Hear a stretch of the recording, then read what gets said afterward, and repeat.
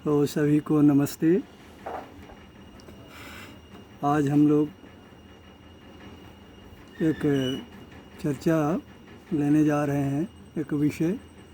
वो विषय है, इससे पहले भी मैंने एक आध बार इस पर बात किया है कि भारतीय सभ्यता में, भारतीय संस्कृति में स्त्री का क्या स्थान है, स्त्री का स्थान कैसा रहा है।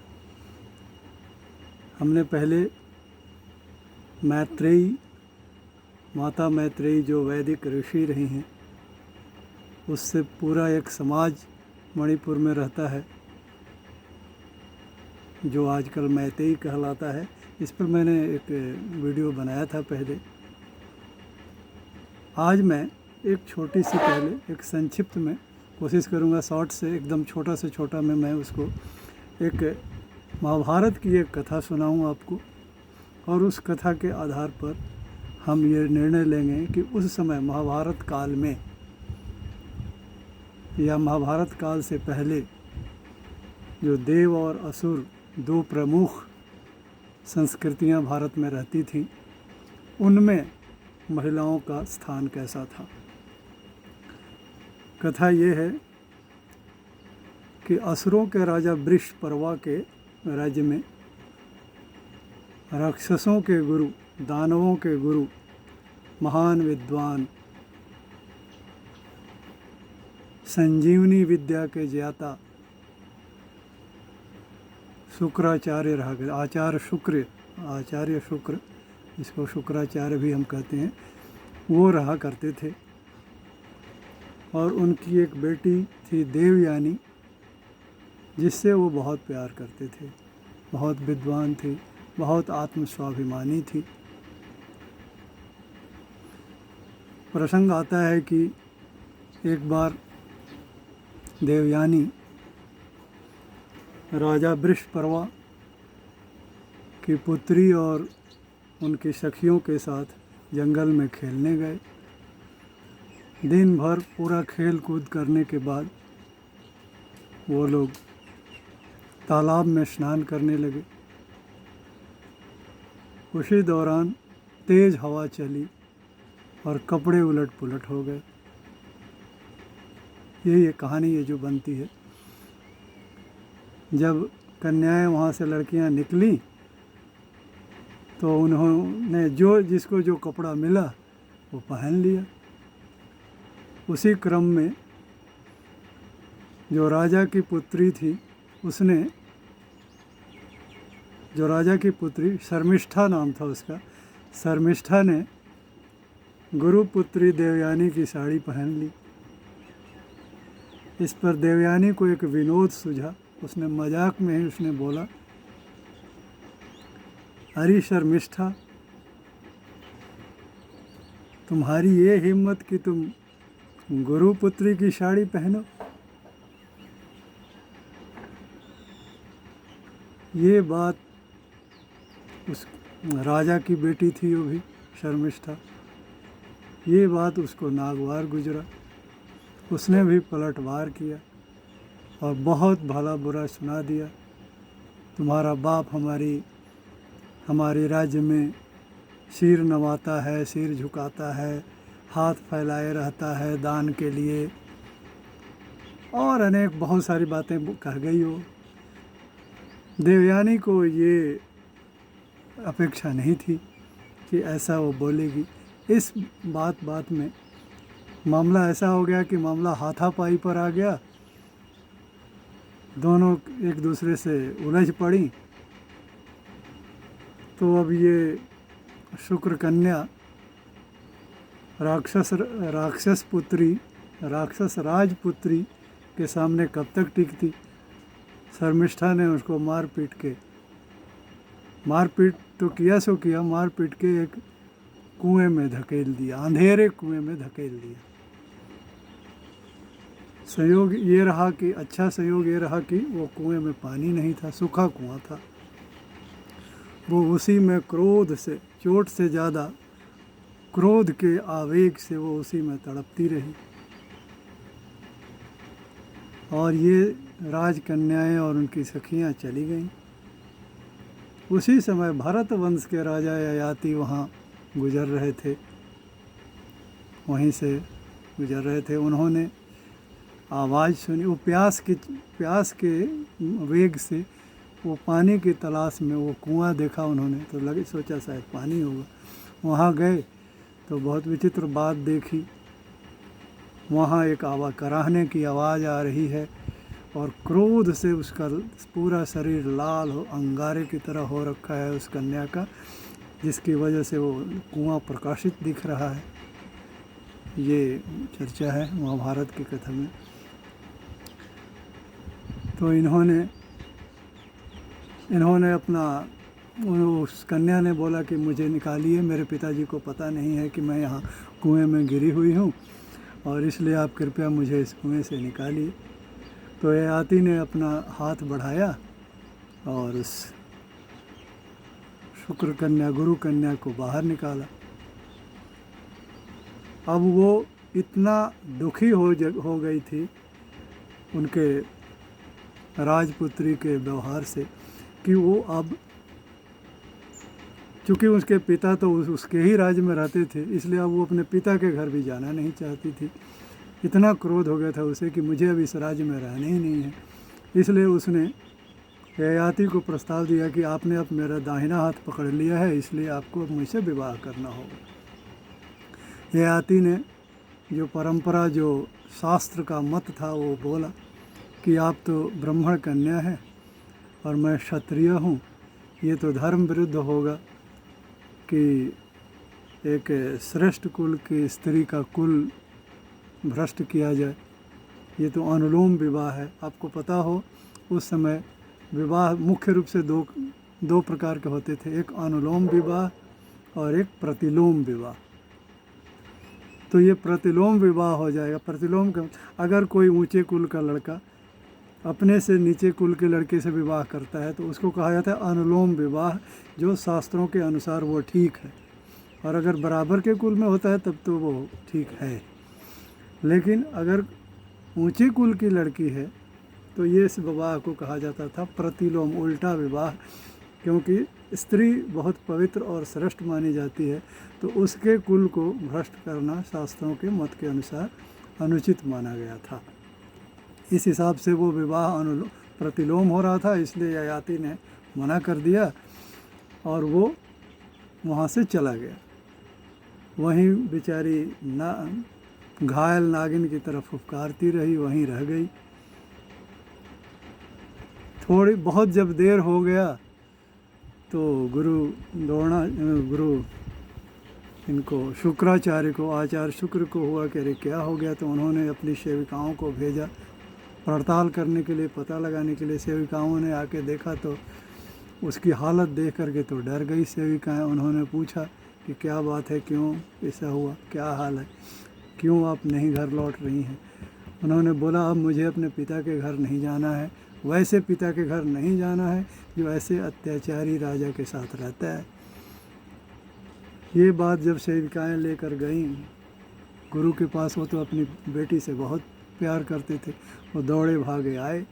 उन्होंने बहुत कुछ समझाया बुझाया, बहुत सारे शास्त्रों का, वो सब शास्त्रों की बातें भी हैं, वो सब कहने लग जाऊंगा तो ये कहानी बहुत लंबी हो जाएगी, वीडियो बहुत लंबा हो जाएगा। बहुत सारे शास्त्रों का उदाहरण दिया उन्होंने और क्रोध न करने के लिए कहा, क्योंकि क्रोध जो है हमारे मति को भ्रमित कर देता है। ऐसे बहुत सारी बातें हुई। तो जब अंत में वो बेटी मानने को तैयार नहीं हुई और उसने बोल दिया कि मैं किसी भी शर्त पर इस राज्य में तो नहीं रहूँगी, अगर आप इस राज्य में रहेंगे तो मैं इस राज्य से चले जाऊँगी, आपके साथ नहीं रहूँगी। जब किसी भी तरह वो मानी नहीं तो आचार्य शुक्र को भी बहुत क्रोध आया। वो राजा के दरबार में गए और चिल्लाकर ज़ोर ज़ोर से बोलने लगे कि तुमने कच्छ, अभी इससे पहले एक कच्छ की कथा भी थी, वो कच्छ की कथा मैंने नहीं कहा है, किसी दिन वो उस पर हम बात करेंगे। लेकिन इस प्रसंग में वो भी आ रहा है कि बोला वो देवताओं के गुरु बृहस्पति का बेटा उनके यहाँ विद्या अध्ययन करने के लिए आया था शुक्राचार्य के यहाँ, तो राक्षसों ने उसको मारा था, मार डाला था, एक बार मार डाला, फिर संजीवनी मित्र विद्या से उन्होंने जला दिया, दूसरी बार मार डाला, तीसरी बार मार डाला, ऐसे कहानियाँ हैं। तो इसी कहानी को उन्होंने रेफ़र किया वहाँ पर कि तुम इस श्रेष्ठ कुल के पुत्र कच का तुम लोगों ने 3 बार उसकी हत्या की, फिर भी मैं कुछ नहीं बोला, तुम लोगों को माफ़ कर दिया, लेकिन इस बार तुमने मेरी बेटी के साथ ऐसा व्यवहार किया है, अब तुम्हारे राज्य में मैं नहीं रहूँगा और तुम्हारे राज्य को छोड़कर मैं जा रहा हूँ अपनी बेटी को लेकर। ये सुनकर राजा वृषपर्वा तो बहुत दुखी हो गए, क्योंकि वो राक्षसों की सारी शक्ति शुक्राचार्य के बल पर ही थी। राक्षस मारे जाते थे और शुक्राचार्य संजीवनी विद्या से जला देते थे, जिसके कारण ही वो देवताओं को भी परास्त करने में सक्षम थे। इसलिए वो वृषपर्वा बहुत घबराए। उन्होंने बोला, क्या बात है बताइए गुरुदेव, कहाँ मेरी गलती हुई है? उन्होंने बोला, अगर मेरी बेटी ने तुमको माफ़ कर दिया तब ही मैं तुम्हारे राज्य में रहूँगा, नहीं तो नहीं रहूँगा। ऐसा सुनकर फिर वृषपर्वा ने अपने पूरे परिवार को लेकर वो गए जंगल में। उन्होंने देवयानी को बहुत उन्होंने विनय किया, बहुत मनाने की कोशिश की। तो देवयानी ने एक शर्त रख दी कि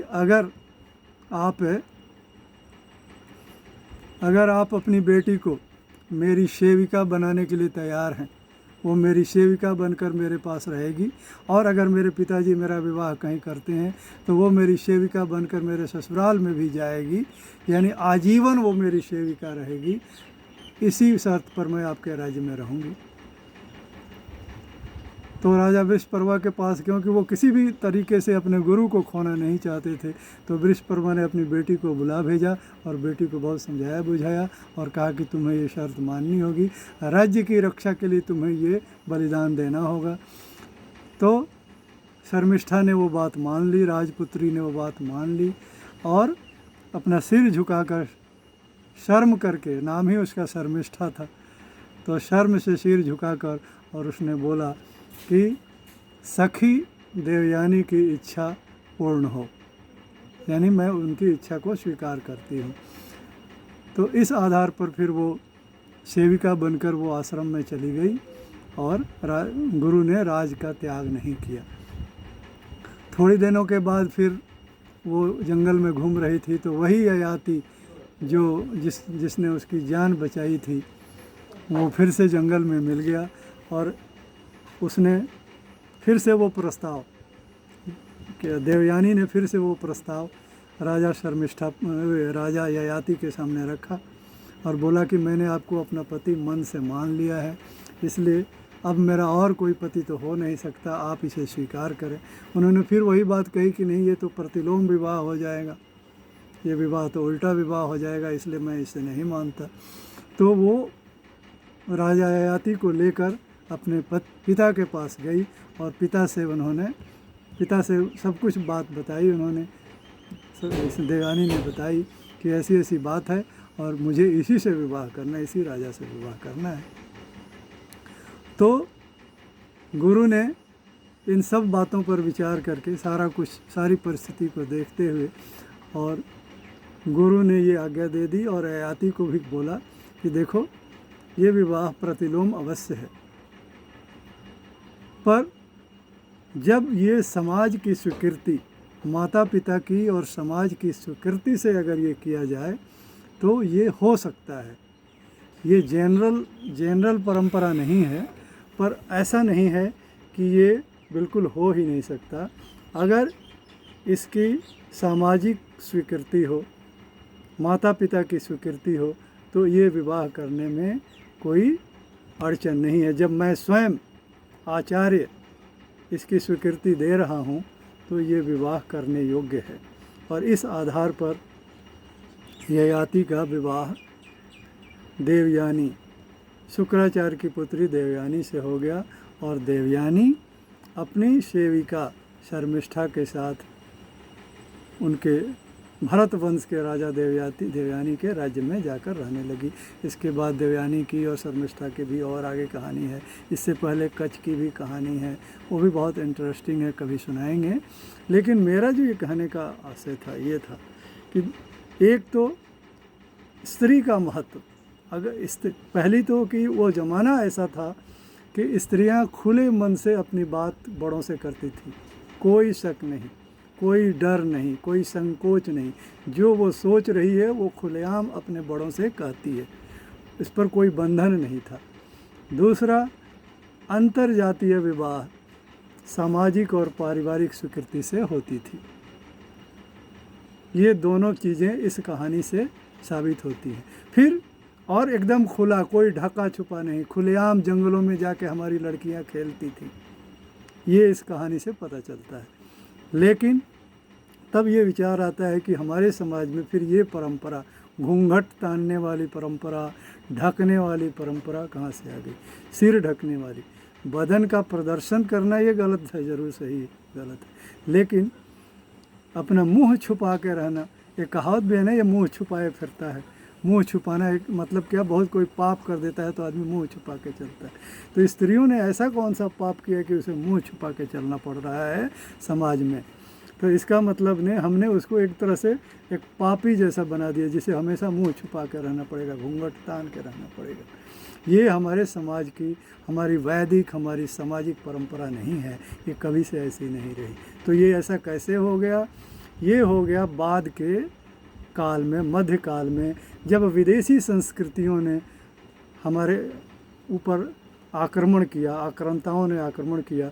सिर्फ राजनयिक या सामरिक आक्रमण ही नहीं किया, उन्होंने सांस्कृतिक और सभ्यता मूलक आक्रमण किया, हमारी सभ्यता को नष्ट कर दिया और अपनी सभ्यता हमारे ऊपर थोप दिया। साथ ही ऐसे आतताई शासन हो गए, आतताइयों का, जिससे स्त्रियों के उनकी इज्जत को, उनकी प्रतिष्ठा को खतरा महसूस होने लगा और इस प्रकार स्त्रियां अपने मुंह को, अपने शरीर को ढक करके रहने लगी, ताकि वो आक्रमणों से, आतताइयों के आक्रमण से अपना बचाव कर सकें, अपने आप को छुपा के रख सकें। तो ये जो पर्दा है स्त्रियों का, सिर को छुपा के या मुंह को छुपा के रहना, ये हमारी परंपरा का हिस्सा कभी नहीं रहा है। हमारी परंपरा में स्त्रियां महान विदुषियाँ हुई हैं, वेदों की ऋषियाँ हुई हैं, वेदों की ऋषियाँ, अनेकों मंत्र उन्होंने दिए हैं वेदों में, और विद्वान हुई हैं, समाज का बहुत बड़ा हिस्सा हुई है। और इसीलिए जो हमारी 3 जो मुख्य शक्ति केंद्र है, विद्या की शक्ति, वो देवी सरस्वती से आता है। जो अर्थ उपार्जन, धन का उपार्जन, वो देवी लक्ष्मी से आता है। और शक्ति, शारीरिक बल, युद्ध की शक्ति, वो दुर्गा, माँ दुर्गा से आता है। तो ये दुर्गा सप्ताह भी अभी चल रहा है, दुर्गा पूजा चल रहा है, नवरात्र का समय है। तो इसमें हम अपने स्त्रियों को इतना बल प्रदान करें, इतनी शक्ति प्रदान करें कि वो फिर से समाज का एक मुख्य अंग बने, समाज का मार्गदर्शन करें।